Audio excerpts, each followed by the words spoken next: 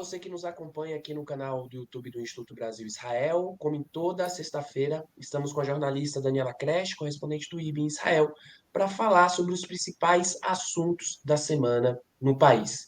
Quero pedir para você deixar o seu like aqui no vídeo, a sua inscrição em nosso canal, também o seu comentário aqui embaixo do vídeo, porque é muito importante a participação do público do Expresso, que cresce a cada dia. O canal do YouTube do IB acabou de bater 14 mil inscritos e nada disso seria possível sem o público aqui que acompanha o Expresso, eu com isso, Notícias da Guerra, o Ler Entrevista. Então, é muito importante a participação da audiência aqui em nosso canal. Dani, como de costume aí, a gente agosto, 10 meses de guerra, mais uma semana cheia de movimentações em Israel, e já queria entrar no primeiro assunto do tema de hoje, que segue as negociações de cessar-fogo. As negociações por um cessar-fogo entre Israel e o Hamas e a libertação dos 109 reféns israelenses que ainda estão em Gaza continuaram nessa semana. Mas a tensão ainda está em alta, com os ataques diários do Hezbollah contra o norte de Israel, e na última semana teve um ataque terrorista em Tel Aviv. O que aconteceu nesses últimos dias aí em Israel? Pois é, né? Uma espécie de anticlímax para quem estava esperando um ataque do Irã contra Israel, e nós aqui em Israel também estávamos nesse compasso, né, de espera já há 2 semanas, estamos nesse compasso de espera há mais de 2 semanas, mas para tentar evitar esse ataque do Irã, então começaram negociações mais intensas de cessar-fogo e devolução dos 109 reféns israelenses que estão ainda em Gaza, né? E essas negociações continuam. Enquanto elas continuam, parece que há uma espécie de, Irã não faz nada não para não atrapalhar as negociações. Então, enquanto isso, esse ataque do Irã está em suspenso, mais uma semana em suspenso, enquanto as negociações continuaram a semana inteira, né? O grande escopo das negociações é no Cairo, no Egito. Ontem, a delegação israelense, que é com o líder do Mossad, o chefe do Mossad, o chefe do Serviço de Segurança, né, do Shin Bet, voltaram para Israel e parece que deixaram nas mãos dos egípcios uma contraproposta, uma nova proposta de cessar-fogo que lida com os principais obstáculos, né, que o Hamas ainda coloca para uma proposta de cessar-fogo, que é a questão da fronteira com o Egito, né, daquela estrada Filadélfia, que eu sempre falo, né, que é exatamente a fronteira entre Gaza e Egito, que Israel quer controlar para evitar que haja contrabando de armas, né, por essa fronteira, né, todo dia. Na semana passada até mostrei, né, a explosão dos túneis que ficam embaixo da fronteira, que os egípcios fingem que não vêm, mas que ganham um dinheirinho aí de corrupção para deixar esses túneis continuarem existindo. E Israel está destruindo esses túneis. Mas está destruindo os túneis, mas se Israel se retirar, é bem possível que esses túneis voltem a ser cavados embaixo da terra, né? Então, Israel quer manter esses túneis, a negociação com o Hamas, obviamente, quer que todos os soldados, que o exército inteiro de Israel se retire, Israel diz que não, que, pode se retirar de 99%, mas quer manter algumas forças aí na fronteira, quer também de deixar em aberto o fato de que Israel vai entrar e fazer incursões, né, em alguns momentos, se tiver alguma inteligência, alguma informação de que vai ter um atentado, de que vai ter alguma coisa. Então, tem uma negociação rolando aí que principalmente em volta dessa questão da estrada Filadélfia, da questão da saída, né, de quando que o exército israelense vai se retirar, e se vai se retirar totalmente. Tem também uma linha chamada linha Netzarim, que fica entre o norte e o sul da faixa de Gaza, que Israel acha importante que haja forças israelenses lá também, para evitar que combatentes, digamos assim, né, ou guerrilheiros do Hamas consigam voltar para o norte da faixa de Gaza. Então, tem isso aí, e tem outras coisas também. O Hamas quer, obviamente, devolver o menos possível de reféns, em troca do máximo possível de presos palestinos, que eles querem libertar, e Israel, que é o contrário, né, que o Hamas liberte a maior quantidade possível de presos, de reféns, principalmente os vivos, né, que devolva todos os reféns vivos, e que, em troca de cada um desses reféns, seja o menor número possível de presos palestinos que vão ser libertados, né? Então, essa negociação continua, mas o fato de que elas continuam há 2 semanas eu não quero fazer jinx aqui, como se fala em inglês, né? Eu não quero botar mal olhado aí nas negociações, mas o fato de que elas existem, de que elas continuam já há 2 semanas, é uma boa notícia. Elas não cessaram, quer dizer, as delegações continuam indo negociar. Elas não, Israel e o Hamas não negociam diretamente, eles negociam com um moderador no meio. Nesse momento são os egípcios, o Catar e os americanos, né? Então, por enquanto ainda está acontecendo. Os americanos, inclusive, tentam o máximo possível passar uma ideia de que está indo bem, a gente está avançando nas negociações. A diferença entre os lados está diminuindo, né? Quer dizer, os americanos querem passar um certo otimismo nas negociações, justamente para poder falar: Irã, fica quieto aí, não faz nada, porque eles estão negociando e vai chegar num acordo, né? E no lado israelense, também os analistas e repórteres, pessoas que têm informações direto da fonte, eu não tenho informações direto da fonte, eu escuto, né, os jornalistas, eu leio o que os jornalistas que têm informações direto das pessoas da delegação israelense que foram lá, tal, dizem que realmente há um otimismo aí cauteloso, né? Mas existe, na verdade, uma outra mensagem que está sendo passada pelo primeiro-ministro de Israel, Benjamin Netanyahu. A impressão que eu tenho é que ele está fazendo uma coisa meio good cop, bad cop, entendeu? Ele, tipo assim, ele tem falado que os israelenses, só o chefe do Mossad e o chefe do Shin Bet, pessoas assim muito sensíveis, digamos assim, dizendo que eles são muito fraquinhos. Eles estão deixando passar um monte de coisa aí no que o Hamas quer, eles estão aceitando qualquer coisa, e que Netanyahu, não, eu quero o importante, eu quero preservar o que é mais importante para o Estado de Israel. Quer dizer, ele está fazendo esse jogo de tipo dizer que a delegação que ele mesmo mandou para o Egito ou para as negociações, eles são fraquinhos aí, eu é que estou segurando, porque senão eles abrem as pernas e o Hamas consegue tudo, entendeu? Então, eu não sei se isso é combinado, se isso é uma coisa good cop, bad cop, entendeu? Ou se realmente o Netanyahu pirou, ou se o Netanyahu está fazendo, provavelmente é isso, algum tipo de cálculo político, né? De que, eu quero sair dessa como eu sou fortão, eu sou durão, né? Mas, enfim, as negociações continuam, ele mandou esses caras negociar, né? Inclusive mandou uma terceira pessoa, um terceiro cara que é meio um olheiro dele, meio um cara que é um olheiro dele. Então, as negociações continuam. O lado bom é isso, né? O lado de que as negociações continuam, ainda não explodiram. Agora, como você falou, em meio a isso continua a tensão. É engraçado a gente viver num país que parece que está tudo normal. Olho pela janela aqui, está lá o céu azul, né? Parece que está normal, mas não está nada normal, né? Todos os dias o Hezbollah lança dezenas não são foguetes, não, são mísseis mesmo, contra todo o extremo norte de Israel. Hoje foram, acho que dezenas contra Tzfat, uma cidade religiosa na Galileia, que está sendo bombardeada todo dia. Eu imagino que no Brasil ninguém esteja falando disso, mas está sendo bombardeada todo dia. Tzfat, uma cidade religiosa que existe desde milênios, uma cidade antiga, que tem milênios e que tem um monte de sinagoga importante, berço da Cabala, entendeu? Da Cabalá. Quer dizer, então você tem lá o berço da Cabalá sendo bombardeada todo dia pelo Hezbollah, sem contar as colinas do Golã, sem contar o norte, a Alta Galileia, né? O extremo norte da fronteira. Então, em meio a tudo isso, acontecem esses ataques todo dia. E também um ataque que aconteceu essa semana, um atentado terrorista à bomba, um atentado suicida, um cara com uma mochila nas costas e tinha uma bomba e se explodiu e morreu, né? Um suicida, em Tel Aviv, que provavelmente ele tentou entrar numa sinagoga era um fim da tarde, né? Que eu tenho a reza judaica do fim da tarde. Ele provavelmente tentou entrar na sinagoga no fim da tarde para pegar um montão de fiéis, um montão de religiosos, né?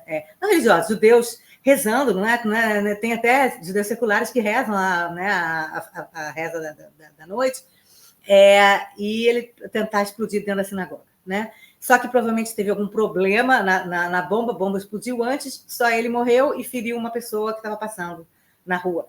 Isso aconteceu no sul de Tel Aviv, e não acontecia uma coisa assim há 8 anos. Há 8 anos, Israel não tinha um atentado suicida clássico, né? Numa cidade grande israelense, né? Isso pode ser duas coisas. Primeiro, pode ser que o Hamas esteja ganhando força, porque esse cara ele foi identificado, demorou um tempão para ele ser identificado, mas ele foi identificado, acho que foi ontem, como um cara chamado Jafar Muna de Nablus. Então, ele era da Cisjordânia, não era de Gaza, da Cisjordânia, mas ele era, parece que, bem identificado com o Hamas. Então, pode significar que o Hamas da Cisjordânia esteja começando a entrar na roda. Começando não, já estão na roda muito tempo, mas já esteja aumentando a sua atividade, né, contra Israel. E pode significar também que a gente pode voltar para aqueles atentados clássicos, terroristas clássicos da Intifada, da segunda Intifada, do começo da década dos anos 2000, né, em que você teve, durante 3 ou 4 anos, atentados terroristas suicidas quase todo dia em Israel, que mataram mais de 1.000 pessoas em atentados em bombas, em cafés. Então, os israelenses estão muito nervosos a voltar 25 anos atrás, 24 anos atrás na história, quando realmente as pessoas não queriam sair de casa, não queriam entrar dentro de ônibus, não queriam, porque podia alguém entrar no ônibus e explodir o ônibus. Então, mas, por enquanto, só teve esse ataque, que não deu tão certo. Então, as pessoas ainda estão meio... Vamos ver o que vai acontecer. Mas, por outro lado, talvez signifique que realmente o Hamas, a força dele paramilitar esteja tão pequena que tenha voltado para esse status de terrorista guerrilheiro, no mau sentido, né? Quando a gente fala guerrilheiro no Brasil, as pessoas até podem pensar em coisas positivas, né? Mas voltou, quer dizer, em vez de ficar lançando foguete, voltou para o modus operandi de atentado suicida, tá? Então, a gente tem que ficar de olho no que vai acontecer com essa coisa dos atentados suicidas, e deixou muita gente de cabelo em pé, isso aí, mas, por enquanto, foi só esse caso, né? A gente não sabe se vai ter outros casos e tudo. Para terminar esse item, que a gente tem que falar também, no caso dos reféns, né? Eu sinto que toda vez que eu venho aqui para o Expresso falar, o número de reféns diminui, né? Então, agora são 109. Por quê? Porque estão morrendo. E os corpos estão sendo trazidos de volta. Então, você diminui o número, né? Infelizmente, essa diminuição de números é basicamente quando são corpos de reféns mortos trazidos de volta, repatriados para Israel, e não reféns vivos. A gente teve alguns casos, poucos casos, né? Da Noa Argamani, teve alguns casos, né, daqueles 2 argentinos e israelenses que foram, né, resgatados, mas são poucos. Em geral, são corpos de reféns mortos que são repatriados, então o número de reféns diminui. Então, agora a gente está com 109 reféns. Lembra? A gente era 134, aí foi diminuindo, agora está 109. E essa semana foram repatriados, então, 6 corpos de 6 reféns que morreram no cativeiro. Tá? Queria que você botasse a foto aí deles, para falar deles um pouquinho. Então, vocês veem 6 homens, né? 4 um pouco mais velhos e 2, 30 e poucos anos, 40 anos, né? Então, você vê o primeiro, acho que é o Nadav Popewell, que tinha acho que uns 40 anos de idade. Depois você tem os mais velhos, são o Alex Danzig, o Chaim Peri, o Yoram Metzger e o Avraham Munder. E o mais novo, que está no meio aqui, no meio embaixo, né? Que era o mais novo de todos, que tinha 36 anos, é o Yagev Burstav. Eles foram todos repatriados e ficou aquela dúvida de como que eles morreram. Eles foram encontrados... Primeiro, como eles foram encontrados? Eles foram encontrados numa operação com notícias de inteligência, de informações que os soldados do exército israelense teve. Eles chegaram a um túnel em Khan Younis, né, no sul da faixa de Gaza, e eles tinham a informação de que os cadáveres estavam lá, de que os corpos estavam lá, mas eles estavam procurando e aí eles viram uma parede falsa no túnel, no túnel onde eles estavam, e eles conseguiram arrancar a parede e os corpos estavam atrás da parede falsa.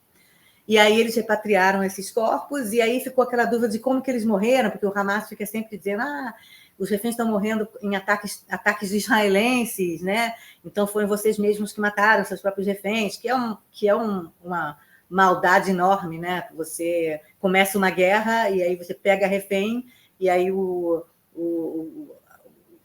país que você começou uma guerra contra te ataca, mata o refém, você fala que a culpa é sua, você que matou o refém, não é a culpa de quem começou a guerra e sequestrou a pessoa, né?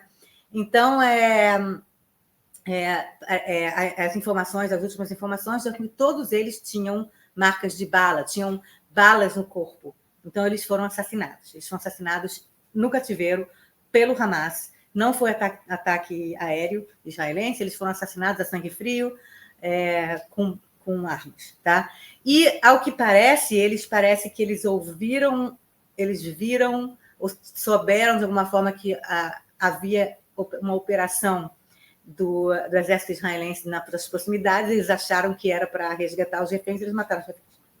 Tá? Isso, eles disseram que eles iam fazer isso depois que o exército conseguiu resgatar Noor Argamani e mais 3, acho que foram mais 3 jovens que eles resgataram há uns 2 ou 3 meses atrás, e eles falaram, agora a gente vai matar os reféns quando vocês tentarem resgatar. A gente só achar que vocês estão tentando resgatar, a gente mata. Então, provavelmente foi isso que aconteceu, eles mataram os 6 reféns. E alguns deles já foram enterrados. Né? E, para terminar, eu queria falar um pouco sobre um discurso lindo que a mãe de um refém, que é aquele Hersh Goldberg Polin, que perdeu a mão com uma granada, ele perdeu uma mão, acho que foi a mão direita, ele perdeu no dia do 7 de outubro, que sequestraram ele e explodiram a mão dele, e depois a gente teve um sinal de vida dele, que ele aparece sem a mão e tal. Então, a mãe dele, ela é muito ativista, ela é americana, né? E eu acho que o pai, é americano israelense, mas o pai, eu acho que foi criado em Israel, ou nasceu em Israel, uma coisa assim. A mãe, não sei muito, desculpa, eu não sei muito bem sobre o pai e a mãe, só que a mãe é americana mesmo, a Rachel, e ela está fazendo muito barulho nos Estados Unidos todos os dias, dando entrevistas e ativismo, fazendo discursos e tentando manter manter a imagem, né? Manter o pensamento nos reféns vivos, né? No público americano. Né? E ela conseguiu, então, falar na convenção democrata que teve essa semana em Chicago, que foi que a Kamala Harris aceitou, né, a indicação para concorrer à presidência pelo Partido Democrata e tal, e muita gente foi e tal e tudo, e eles foram convidados para falar lá. E eles estavam muito nervosos, porque eles não sabiam como é que eles iam ser recebidos. Eles não sabiam se eles iam ser recebidos pela plateia dos democratas, né, na convenção democrata, se eles iam ser recebidos com frieza, se eles iam ser recebidos com vaia, se eles iam ser recebidos com grupos anti-Israel, levantando bandeira da Palestina e falando genocidas para a mãe e para o pai de um refém, né? Então, eles estavam com muito medo, só que eles foram surpreendidos positivamente, porque quando eles subiram ao palco, as pessoas começaram a gritar "Bring them home", "Bring them home", tragam eles de volta, que é o slogan, né, da campanha das famílias dos reféns, e levaram eles às lágrimas, e eles fizeram um discurso também lindo, falando que eles querem... que eles falaram há um excedente de agonia em todos os lados do trágico conflito no Oriente Médio. Foi o pai falou, o John. Na competição, e ele falou que sobre a vida de israelenses e palestinos, ele falou que não há competição de dor, não há vencedores. Então, ele falou isso tudo, e ela falou também, e eu quero mostrar para vocês um pouco um momento de muita emoção, porque os israelenses aqui viram isso e ficaram muito emocionados também.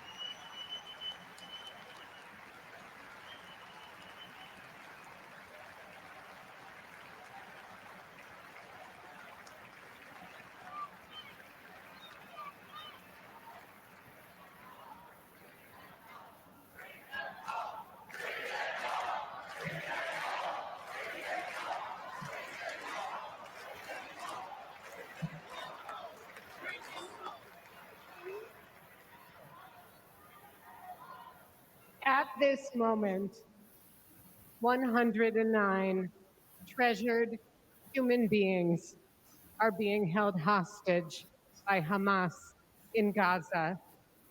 They are Christians, Jews, Muslims, Hindus, and Buddhists. They are from 23 different countries. The youngest hostage is a 1-year-old red-headed baby boy, and the oldest is an 86-year-old mustachioed grandpa. Among the hostages are 8 American citizens.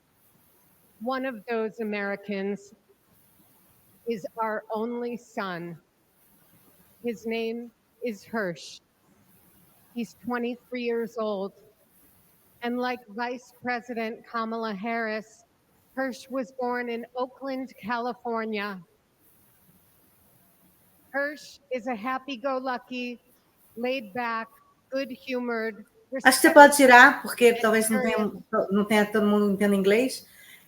Então, ela ia falar, e aí começaram a falar bring them home, ela começou a chorar, e aí ela falou o discurso dela, tem uma outra parte lá que ela se abaixa de tanto que ela chora, e ela fala que nesse momento que ela está falando, são 109 reféns, que são de várias fés, ela falou são cristãos, são judeus, são muçulmanos, budistas, falou que são cidadãos de 23 países, entre eles 8 americanos, e ela falou que entre esses americanos tem o filho único dela, o Hirsch, de 23 anos. Então, ela vai começar a falar do Hirsch e tal e tudo, e aí, se alguém quiser assistir, tem na internet, a gente pode até botar aqui no YouTube esse vídeo, né, inteiro, que as pessoas podem assistir, e é muito emocionante, são acho que 3 ou 4 minutos, né? Então, as pessoas foram muito emocionadas aqui, porque toda vez que os israelenses, nos últimos 10 meses, né, vem algum tipo de empatia com Israel e com os israelenses, sabe? Algum tipo de empatia com os sequestrados, algum tipo de empatia com a dor dos israelenses depois do maior ataque terrorista da história do país e dos maiores ataques terroristas da história do mundo moderno, né? Per capita é o maior ataque terrorista da história do mundo moderno. Os israelenses ficam chocados, porque eles estão acostumados a ver gente odiando, sabe? Gente nas faculdades americanas, nos campos americanos, ou dos Estados Unidos, ou da Europa, ou mesmo no Brasil, odiando Israel, clamando pelo fim do país onde eles moram, que eles nasceram, cresceram, como se fosse fácil. Termina com o país aí. E só esse, né? Nenhum outro país foi criado com violência. Todos os outros países foram criados na boa, na felicidade. O Brasil foi criado na flor, né? Então, é muito emocionante quando os israelenses veem um pouco de empatia para o seu lado. É bem emocionante mesmo, Dani, essa situação envolvendo as famílias dos reféns, porque a gente acompanhou, perdão, a gente acompanhou aqui, como você bem disse, ações de hostilidades contra as campanhas de libertação dos reféns. A gente viu nos Estados Unidos e na Inglaterra pessoas arrancando os cartazes do Ariel Bibas, por exemplo, uma criança, um bebê que foi sequestrado pelo Hamas junto com sua família em 7 de outubro, e pessoas arrancando o cartaz de uma criança, de um bebê que foi sequestrado pelo Hamas, junto com toda a sua família e de diversos outros reféns. E nas convenções do Partido Democrata, muita pressão do lado de fora, críticas, extremamente críticos a Israel, e você vê esse apoio que os familiares, que a família desse refém recebe, os gritos de tragam-nos de volta, é muito importante dar um gás aí nessa luta por essa campanha, relatando aqui, continuando, né, da experiência que eu tive em Israel, conversando com a mãe de um dos reféns lá na Praça dos Sequestrados, e ela fez esse pedido para a gente não deixar de falar, não deixar de pedir a libertação, de clamar por um acordo, por qualquer coisa que seja, para que os reféns voltem, né, se possível, com vida. A gente sabe que a situação de alguns, infelizmente, não se encontra mais com vida. Então, ver essa aclamação dentro da convenção do Partido Democrata, falar que ele vem de Oakland também, na Califórnia, uma cidade comum, uma região, né, suburbana ali de Los Angeles, inclusive, que tem uma história... De onde veio a Kamala Harris, né? Ela Onde falou, veio né? a Kamala, de onde veio a Kamala Harris, uma região, inclusive, que tem uma ligação muito forte com o boom do rap nos Estados Unidos, e é emocionante mesmo ver essa aclamação do público, e a gente espera que as negociações avancem por um acordo de revolução, de devolução, né, de retorno dos reféns o mais rápido possível, e a gente vai seguir acompanhando aqui nas redes do Instituto Brasil-Israel qualquer atualização sobre esse possível acordo de negociação. Vamos deixar aqui também embaixo, né, e no link aqui anexado, o discurso da íntegra de Raquel Goldenberg na convenção do Partido Democrata. E entrando no segundo tema, no segundo assunto dessa edição do Expresso, ainda falando sobre os reféns, 7 de outubro, daqui a pouco, né, daqui a 2 meses, basicamente, menos de 2 meses, vai completar um ano, do 7 de outubro, desse atentado terrorista, e a gente está se aproximando dessa data, né, de um ano do começo da guerra, um ano maior terrorista da história de Israel. Tem uma polêmica em torno da cerimônia. A divisão do público em Israel quanto ao que tem acontecido é tanta que nem é possível chegar a um consenso sobre como lembrar dessa data tão horrível, tão trágica, tão pesada para a sociedade israelense, para o povo judeu no mundo inteiro também. Pois é, né? É incrível a gente falar que a gente vai chegar a um ano. É inconcebível a gente pensar que iria ter uma cerimônia. Eu já imaginava que iria ter uma cerimônia falando do 7 de outubro, lembrando os mais de 1.200, 1.300 mortos, né, naquele dia, e mais os outros centenas que morreram desde então, né, assim, 700, mais de quase 800 soldados, gente que morreu no norte de Israel, 50 pessoas que morreram no norte de Israel. Quer dizer, então você tem aí uma cerimônia, a gente imaginava que ela iria acontecer, né, e que ela vai virar uma coisa anual, até que Israel ainda exista, até o fim do Estado de Israel, né? Quem quer o fim do Estado de Israel, espero que não consiga durante muito tempo. Então, mas eu não imaginava que essa cerimônia ia acontecer enquanto continua a guerra, enquanto os reféns ainda estão lá, ainda tem reféns lá. É inconcebível isso, que a gente esteja chegando e preparando uma cerimônia solene de um ano, enquanto que a coisa não acabou. Não acabou. Os israelenses ainda estão em 7 de outubro. Vai ser interessante ver como é que vai ter uma cerimônia solene de um dia que não é nem passado, ainda é presente. Ainda é o presente. Os israelenses ainda estão neste trauma, estão vivendo esse trauma. E aí, obviamente, haveria, sim, falta de consenso. Eu acho que qualquer coisa, antes de começar a explicar essa polêmica, eu acho que é muito difícil você fazer um novo evento num país dividido, ou até, não sei, num país dividido, é muito difícil você fazer um novo evento celebratório nacional em que as pessoas todas tenham consenso. Porque a gente tem aquela coisa dos feriados e eventos antigos, que já viraram status quo, né? Já tipo... carnaval tem todo ano, tem gente que não gosta de carnaval, mas já tem, é status quo. Ou então... sei lá, dia de finados, já é um status quo. Ninguém se pergunta mais se tem que ter, se não tem que ter, se é assim mesmo que tem que fazer. O dia da independência, 7 de setembro, é assim que tem que fazer, é assim que não tem que fazer. Quer dizer, ninguém se pergunta, mas é uma coisa meio status quo. Agora, imagina se a gente fosse agora, o Brasil fosse agora, pensar como vai ser o 7 de setembro. Eu não sei se ia conseguir chegar a um consenso para a criação de do zero, de como comemorar essa data.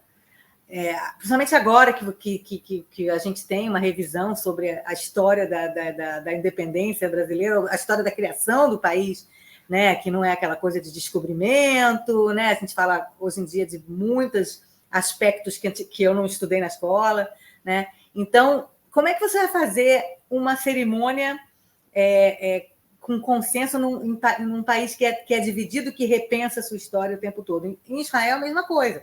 Como é que você vai fazer uma cerimônia do zero, de um evento que que foi há 10 meses atrás, que ainda tem trauma em relação a esse evento, que tem muita gente contra o governo, que está saindo nas ruas contra o governo. Tem gente que é a favor, tem gente que é contra o governo. O primeiro-ministro não se responsabilizou ainda pelo que aconteceu. Os reféns ainda estão lá. As famílias dos reféns ainda estão lutando para trazer seus reféns de volta e dizendo que o próprio Netanyahu não tem essa prioridade, que o Netanyahu tem outras coisas em sua cabeça. Quer dizer, é muito difícil. Então, no meio disso tudo, quer dizer, a pessoa responsável por eventos é a atual ministra dos Transportes, Miri Regev, que é uma pessoa que digamos, conhecida por ter polêmica, né? Por causar polêmicas em qualquer lugar que ela vá, em tudo que ela decide fazer. Ela é uma pessoa daquelas, assim, meio Karen nos Estados Unidos, sabe? Karen, aquela pessoa que vai lá e berra e grita e fala, e ela é bem conhecida como sendo bibista. Ela é a favor do Netanyahu, tudo que o Netanyahu fala é maravilhoso e tal. Tudo bem, ela é uma ministra dos Transportes, e ela é um ministro dos Transportes, é válido que ela seja ministra dos Transportes, ela está no governo do Netanyahu, foi colocada lá. Agora, quando essa ministra decide, quer dizer, começa a planejar uma cerimônia nacional, aí começa a polêmica, tá? Porque as pessoas já veem nela e nas intenções dela, enquanto bibista, fazer uma cerimônia que seja mais ou menos uma coisa meio colocar o Netanyahu no pedestal e falar esse governo é maravilhoso, entendeu? Mesmo que ela diga não é isso, a gente quer fazer alguma coisa para todo mundo, a gente não vai querer não sei o quê. Quando você escuta ela falando, nas entrelinhas fica isso claro, entendeu? E ela não é uma pessoa muito querida, porque das pessoas que são da oposição ao Netanyahu, que hoje é a maioria do país, né? Então, por exemplo, ela já tinha feito, ela foi responsável pelo Yom Ha'atzmaut, né, pelo Dia da Independência desse ano. E já foi uma polêmica antes do Dia da Independência. Como é que você vai comemorar um Dia da Independência no meio de uma guerra, com não sei quantos reféns, mais ou menos a mesma discussão de agora, né? E aí ela tomou uma decisão de que a cerimônia oficial do Dia da Independência, que passa na televisão, ia ser sem público e gravada anteriormente. Quer dizer, sempre foi ao vivo e com público, né? Dessa vez, foi a primeira vez que foi gravado e sem público. E, obviamente, o objetivo de ser sem público e gravado é que ela não quer que tenha manifestações anti-governo durante a cerimônia. Ela não quer se arriscar de fazer uma cerimônia ao vivo com o público, que venha alguém e fale vai embora, Netanyahu, qualquer coisa assim. Então, ela, para não se arriscar a isso, porque, afinal, o chefe dela é o Netanyahu, ela resolveu, então, vai ser tudo controlado, né? Então, vai ser gravado, não vai ter público. Agora, isso é uma coisa meio esquisita, né? Você fazer um Dia da Independência, que é no próprio dia, você vai gravar um negócio antes do dia, né? Você não vai ter público, né? Teoricamente, é uma coisa assim para a população, né? É uma coisa. E as pessoas estavam acostumadas a assistir ao vivo as coisas e participar. Você tem aquela sensação de que você está interagindo, mesmo que você esteja vendo televisão, você está vendo uma coisa ao vivo. É que nem se fosse gravar o Oscar. Grava o Oscar 2 semanas antes, ninguém sabe o que aconteceu no Oscar e passa o Oscar. Não, você está acostumado a ver o Oscar ao vivo, ver as coisas que vão acontecer, né? Então, perde, né? Perde essa coisa de você gravar e não ter o público. Mas o Oscar sem público e gravado 2 semanas antes, entendeu? Então, ela decidiu que essa cerimônia de 1 ano, de 7 de outubro, também vai ser gravada e sem público. E isso pegou muito mal para as famílias dos reféns, para as pessoas que já não suportam muito ela especificamente enquanto figura política, que querem o fim desse governo, e que foram afetadas diretamente. Quer dizer, ela não conversou com o pessoal do Fórum das Famílias dos Sequestrados, ela não conversou com os moradores dos kibbutzim, moshavim, da fronteira com Gaza, que foram os mais afetados, que tiveram 1.300 pessoas mortas. Ela decidiu que ela vai fazer um negócio no sul, não sei exatamente onde sem público e gravado antes. E aí as famílias começaram a falar, não, que absurdo, primeiro não está discutindo com a gente, nós fomos afetados, onde vai ser, e não sei o que. E aí ela começou a dizer, aí ela entrou naquela coisa meio, né, na defensiva, né?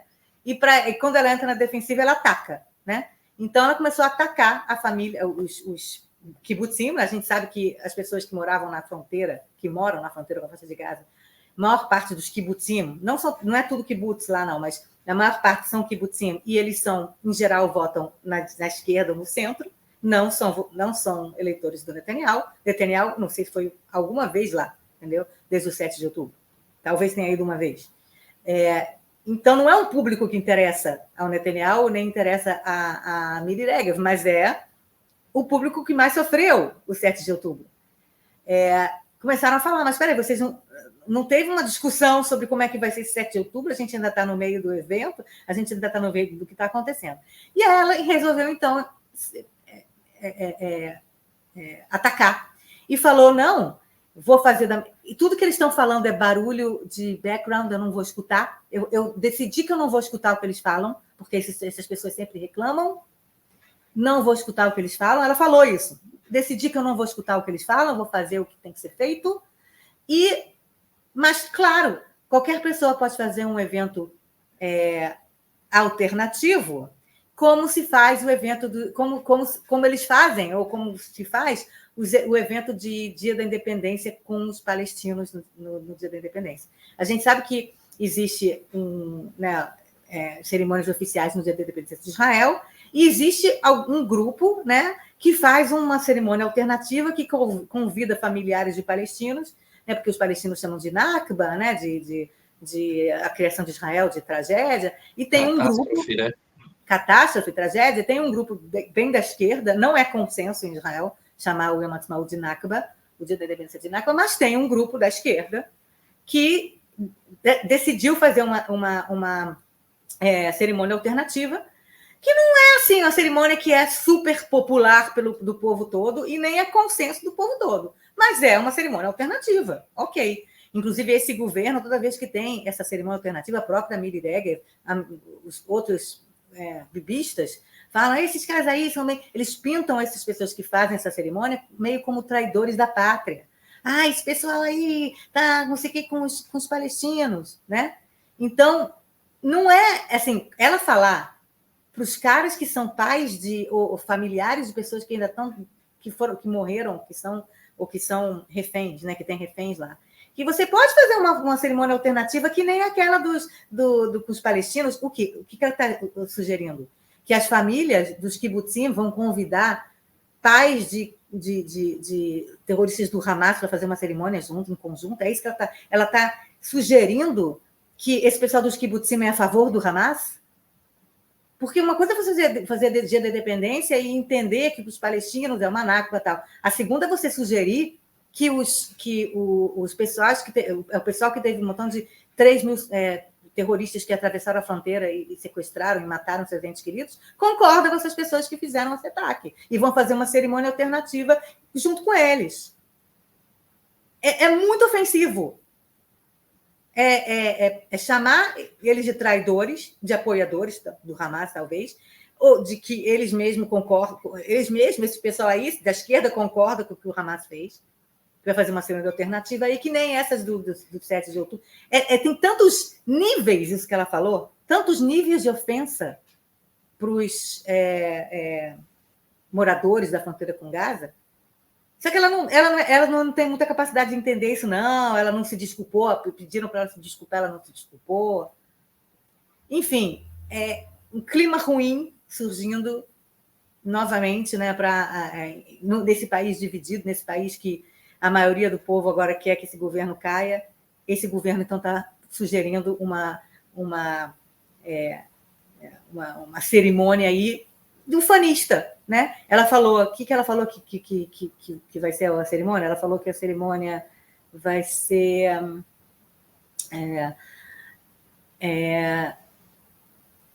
que vai ser no sul e que a cerimônia ela vai ter... Espera aí que eu esqueci. Vou ver aqui na minha... Desculpa, gente.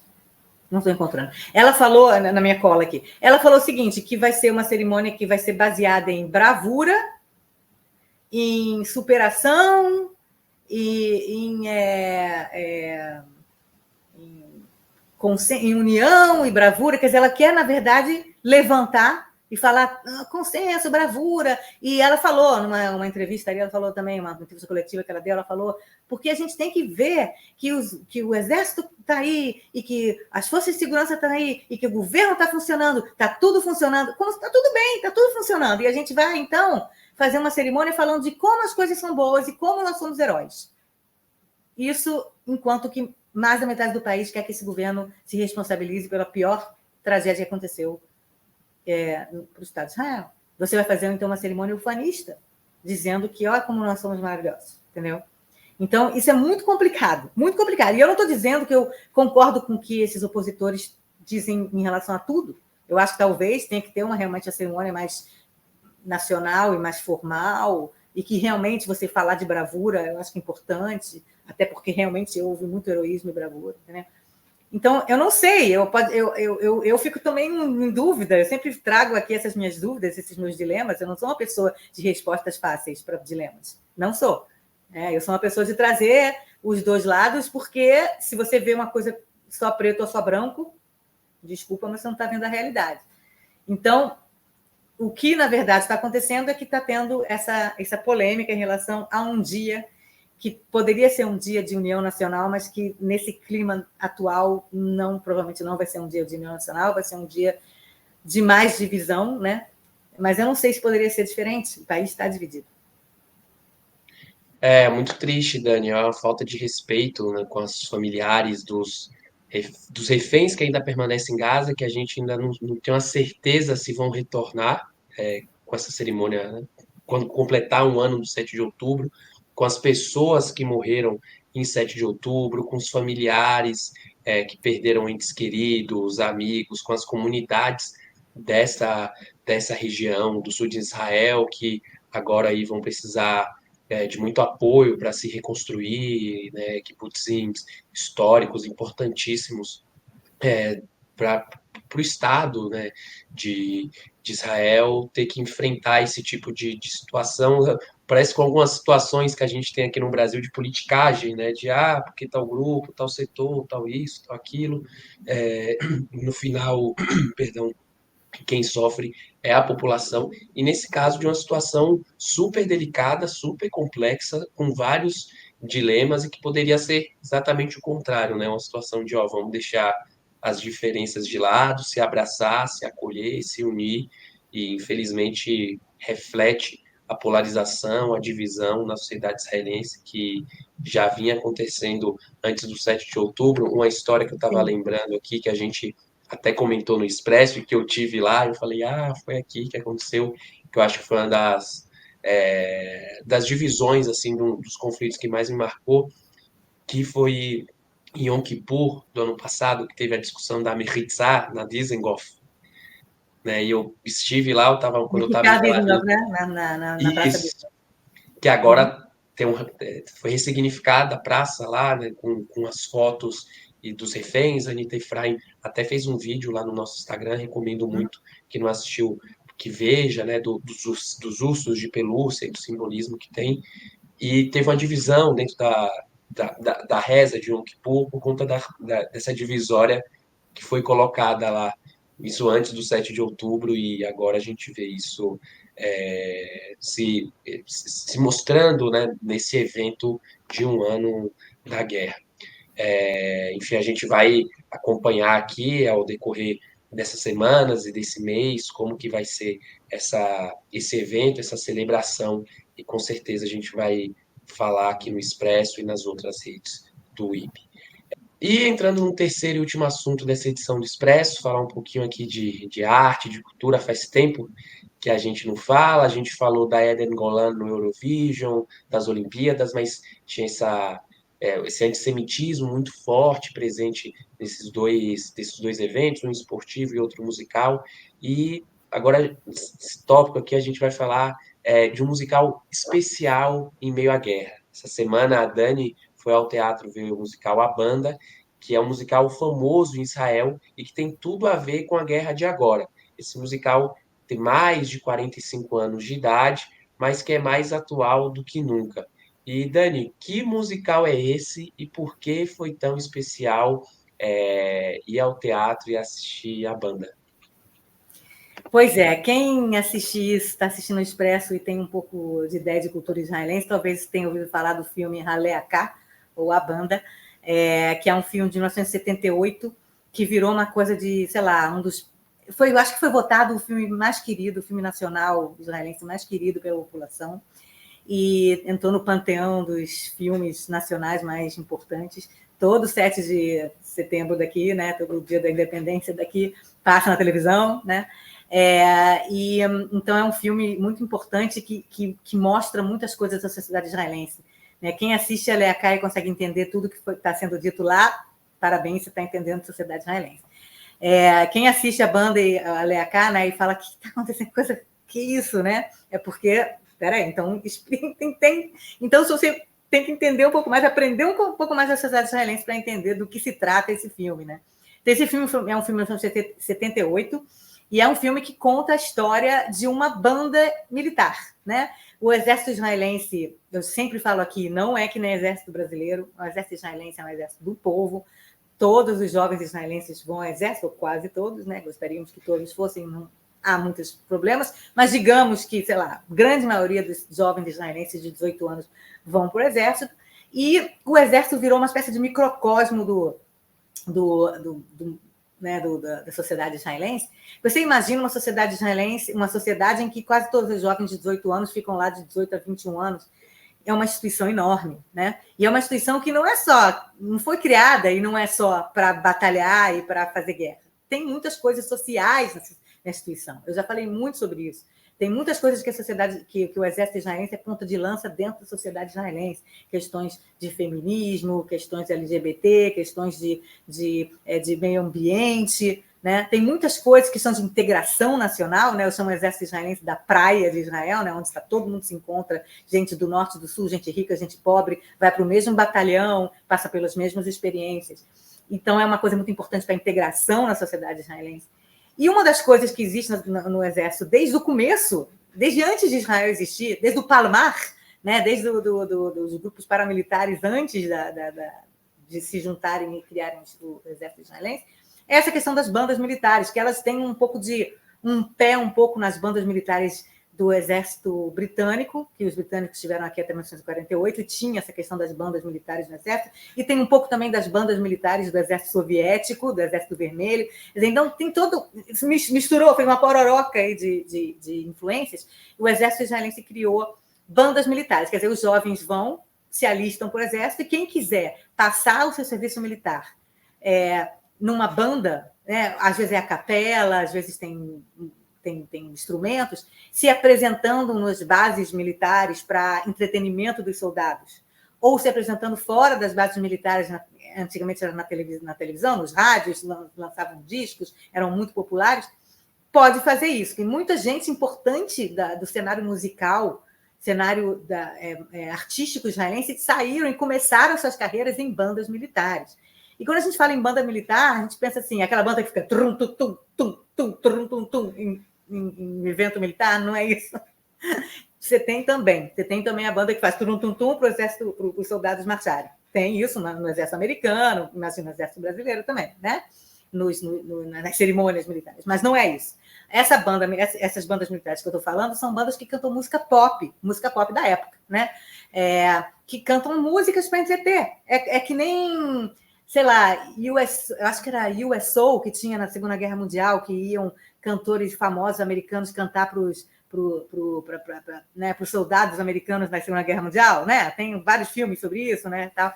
Então, desculpa. Então, é mais ou menos isso. São bandas militares que vão de base militar em base militar para entreter os soldados que estão lá ou lutando ou saco cheio porque não estão lutando. E sempre cantando músicas. No começo, eram músicas feitas para os próprios... para as próprias bandas, músicas que vocês podem pensar, deve ser música falando, nós somos fortes, nós vamos matar os inimigos.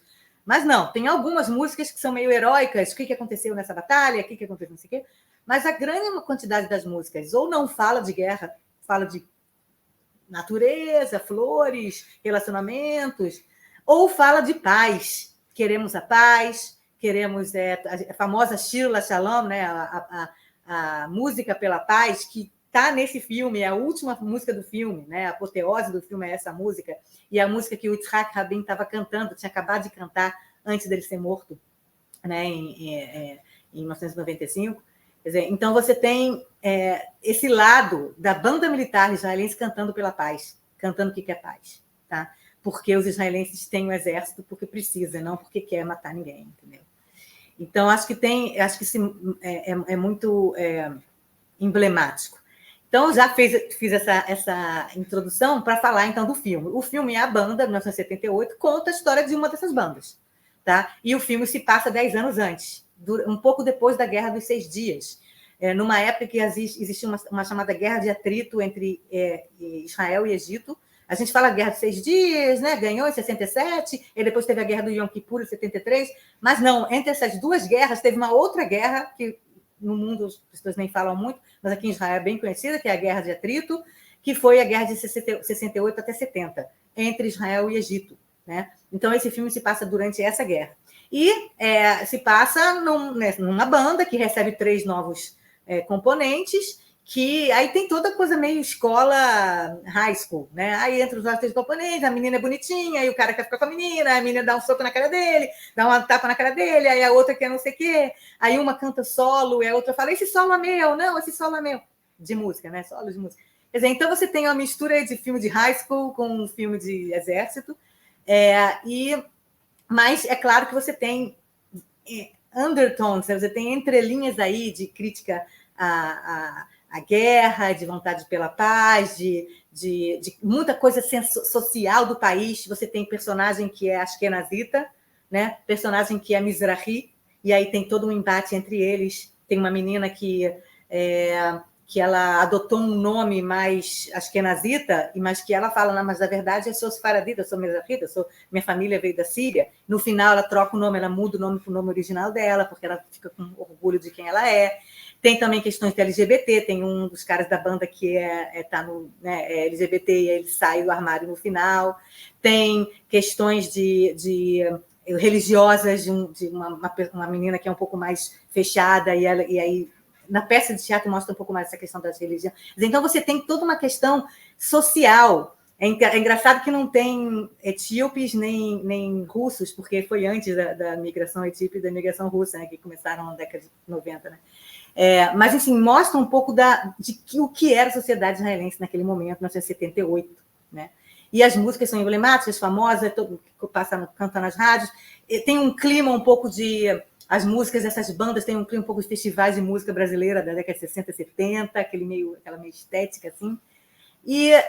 Aqueles festivais da Record, né? Festivais da Record, tal. E aí eu entro em como foi ver a peça de teatro. O filme é de 78, né? Então a gente está 46 anos depois do filme, tá? Sendo que o filme conta coisas de 10 anos antes. Então a gente está 56 anos do que aconteceu no filme, né? Da data que é contada no filme. E aí você pensa, coisa velha, coisa antiga. Quem vai ver uma coisa que aconteceu, sei lá o quê, ou um filme de 1978 no Brasil? Que filme de 78 no Brasil até que tem, né? Mas é mais né? É uma coisa meio... não é todo mundo que vai ao cinema assistir filme de 78. E aí você vê uma peça de teatro que é essa mesma história, claro que um pouco mais modernizada, com pessoas de hoje, com palavras mais atualizadas, mas que você vê criando... Eu fui com a minha filha, minha filha quis ir, minha filha de 16 anos, que falou, mãe, vamos assistir, que ela tinha assistido pela escola e ela queria assistir de novo, porque ela gostou tanto. Então, você vê crianças de 15 anos de idade até velhos de 85 anos de idade que viram o filme original, e passaram pelos eventos originais de 1968, né? E aí você vê a peça e é muito esquisito, porque você está vendo uma peça falando de guerra, da Guerra de Atrito, de 1968 até 1970, e a gente está no meio de uma guerra. Primeiro começa com o cara falando, antes de a cortina abrir, falando assim, se tocar uma alerta de guerra, vocês vão, por favor, para a direita, tá, não sei o quê. E, inclusive, a gente quer dizer que a gente não esquece, nós, o grupo de teatro que está aqui, não esquecemos dos reféns que estão lá em Gaza. Quer dizer, começa assim, antes de começar. Tá? Aí começa. Aí você vê as pessoas falando, e tem certas coisas que você fala, mas é hoje.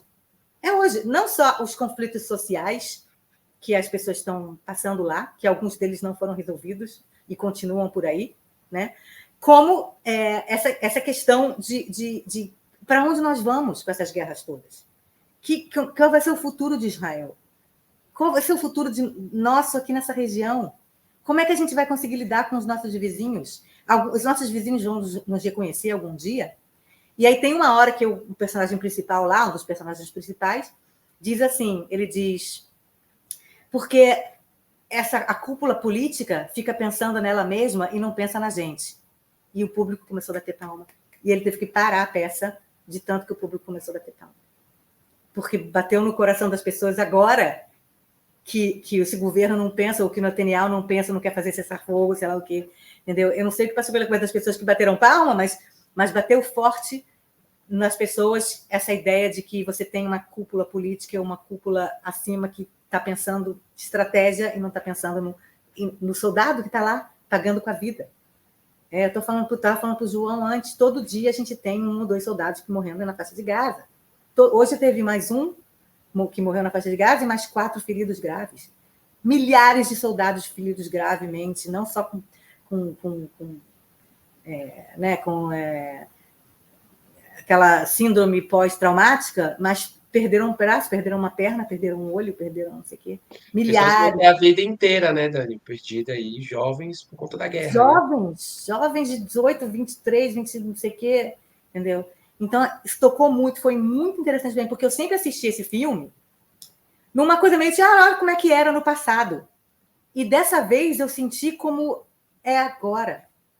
O filme de 1978 é agora. E foi interessante ver a minha filha israelense, nascida em Israel, entendendo a sociedade israelense através da peça de teatro, sabe? É interessante, é um pouco triste para mim também saber que ela entende que ela está num país que está constantemente em guerra. E que é normal, é quase normalizado isso. É quase normalizado isso, entendeu? É como eu mal comparando, é como no Brasil você vê um filme na década de 70 sobre pobreza e miséria e violência nas comunidades, nas favelas, e você vai sair da peça e é normalizado, porque é assim mesmo. O Orfeu do Carnaval, entendeu? É assim mesmo, vai ser, e sempre será assim. Então, é mais ou menos isso. Então, para terminar, depois desse discurso inteiro, eu queria colocar 2 vídeos. Fiquem pela amizade, digamos assim. Eu sigo uma youtuber que fala sempre isso e eu gosto disso. Fiquem pela amizade. Primeiro tem o trailer do filme de 78. Vocês vão ver que é uma estética antiga, uma coisa meio antiga. O trailer eram trailers antigos. De repente, eu não vou nem deixar colocar o trailer inteiro, mas vocês verem um pouquinho da estética. E depois, no final, a primeira música da peça de hoje. E essa primeira música da peça de hoje é a música principal do filme, além do Shilo Shalom, que é o último, que é a música sobre a banda, que eles cantam, nós somos a banda, apesar de todo medo, a gente continua cantando, vamos cantar para alegrar vocês, apesar de tudo acontecendo, vamos alegrar vocês. Tá? Então, primeiro, o trailer do filme, depois a gente passa para a peça de hoje. הייתי מתעמד במחסן כביסה. Está em hebraico, gente, desculpa, não consegui encontrar nenhuma com legenda. האלה, אם אתם לא מזהים אותם, אלו הם אחיכם לנשק. רבותיי, אתם זזים כמו צוות הוואי הגה. אך קולי הולך לבד בשיר על יום אחר בארץ המוזכחת מתנדנד מצד אל צד.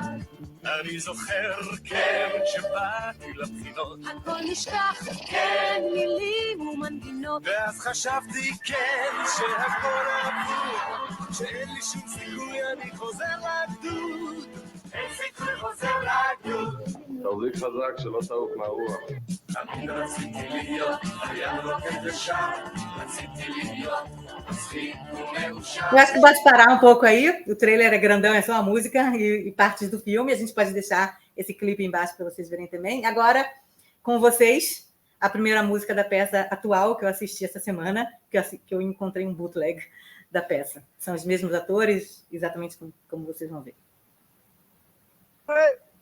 חבר'ה, הקשבה אליי בבקשה, בואו תיכנסו לחדר. vai pro número, para תעמוד כאן בפינה. o meio, peraí. Vai תסתכלו בקו ישר ומסודר אחריו. peraí. תעשו טובה, אתה ובכלל Mais um pouco, כולכם, לא לשאול אותי שאלות. לא לשאול אותי שאלות, שיהיה בהצלחה, בוחנים. mais. אני על הפסנתר. Até quando começa isso, agora. Isso.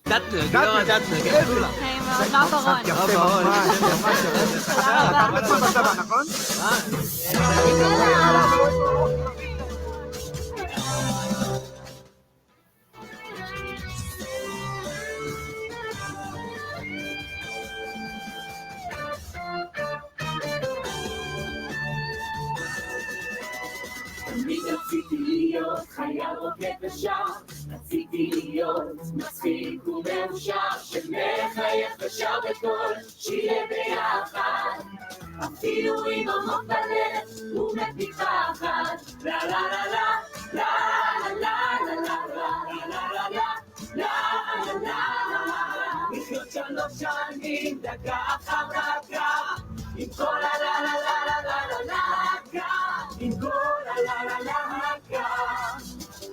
קורא את המצב ומעשה את הלילה, אחרי ההופעה עיניים נוצצות כמו כוכבים של מעלה, עשירות בהודה. אני זוכרת, היו לי אהבות מריבות, כן היו גם מחצבות, ואז חשבתי כן שהכל אבוד, שאין לי שום סיכוי, אני חוזר לדוד. אין סיכוי חוזר לדוד.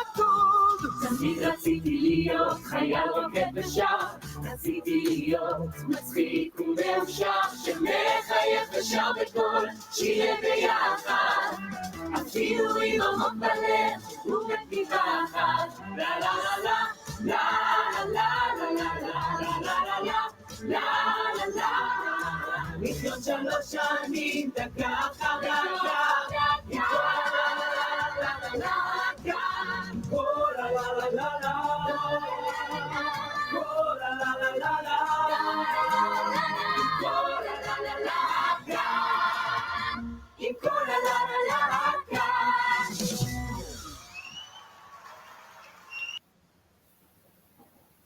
Espero que vocês tenham gostado. Eu acho linda essa música. E é interessante você ver no palco pessoas vestidas de uniforme militar, cantando, e jovens, né? E esses são atores e cantores, né? Triple threat, né? São atores, cantores, dançarinos israelenses, alguns bem conhecidos, filhos de pessoas conhecidas. Inclusive tem uma que é filha de um dos atores do filme. E como que é essa realidade deles, cantar banda militar, cantar de uniforme militar, e a vida continua, a vida né, essa vivência militar é normalizada aqui em Israel.